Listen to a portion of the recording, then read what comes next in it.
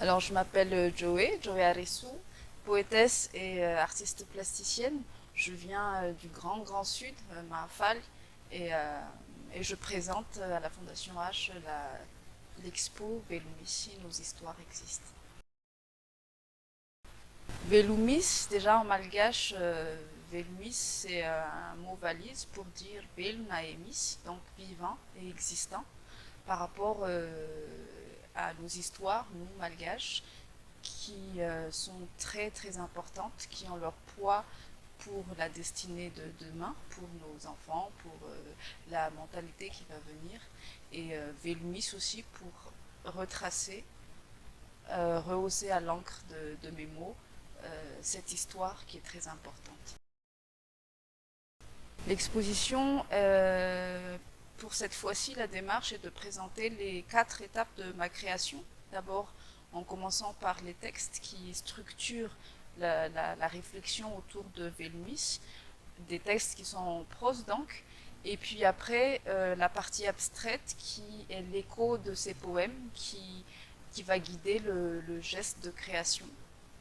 Et l'étape suivante est le digital où je rassemble, je monte, je reconstitue une histoire à travers les images récoltées sur Internet qui, je le rappelle, est la meilleure façon de récolter les histoires de chacun parce qu'on cède une partie de nous à Internet et je le reprends et le reconstruis dans cette partie digitale. La dernière étape, elle est figurative, sur une toile physique donc, où je rassemble l'atmosphère du texte, l'abstrait et le figuratif.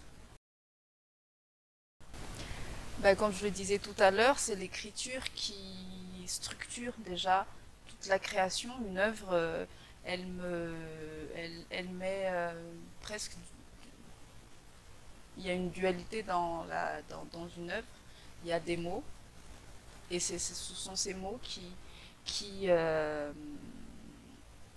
que je traduis ou qui constituent un dialogue entre la toile et le texte.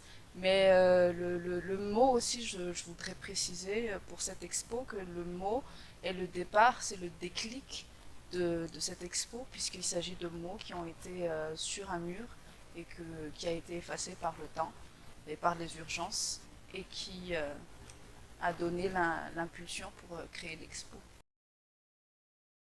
La femme occupe une place prépondérante, non seulement parce que les femmes ont aussi, non, je dirais que les femmes ont une histoire à Madagascar, dans notre pays déjà, pour dire notre pays, on dit Firenena, donc être mère.